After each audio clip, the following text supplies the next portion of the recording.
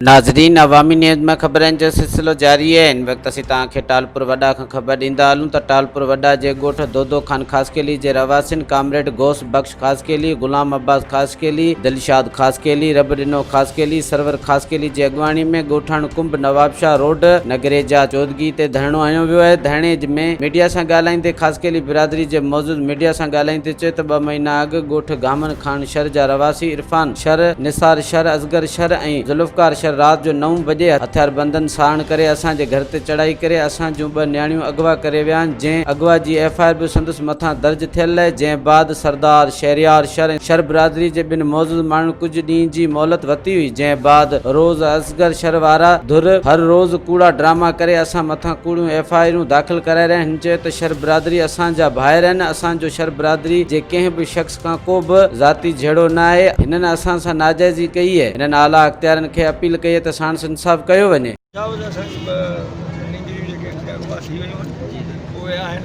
गुलाम Mustafa sir, Ali Hasan sir ऐं ॿिया हो शर बिरादरी असांजा भाउर जेके बि शहर आहिनि उहे असांजी मदद बि कनि था, हिमायत बि कई आहे, फ़क़ीर सिकंदर बि हिमायत कई आहे।